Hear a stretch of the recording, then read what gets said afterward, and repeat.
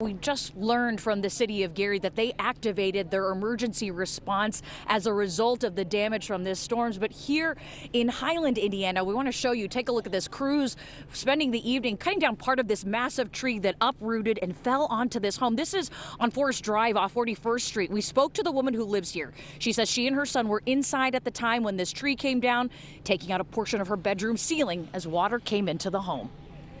I hear this horrible noise. And so I ran downstairs. Sheila Courtwright and her son were hunkering down as strong winds whipped around their Highland, Indiana home. Came out. There was just tree all over the windows, and that's all you could see. It was just trees everywhere.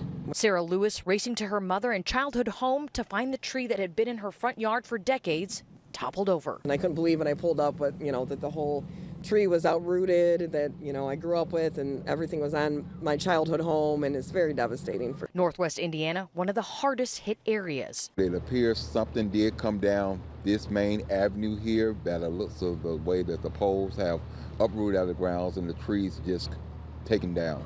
Lake County officials say this stretch near 21st and Chase and Gary in the dark tonight. Well, a lot of roofs are blown off, a lot of garages have caved in, and just the utility poles are just snatched out of the ground that's laying on the side of the houses.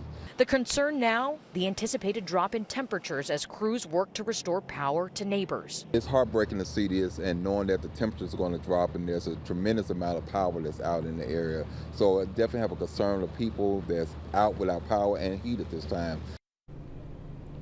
Now back out live, you can see again just the damage from the storms here in Highland, Indiana. We have yet to hear of any reports of any injuries here. Gary officials, though, telling us so far no one was hurt. Lake County leaders saying that they are working with the American Red Cross to provide shelter for those who need it. But right now it is unclear how many families have been displaced. Watch breaking news on YouTube. Subscribe to ABC 7 Chicago Eyewitness News.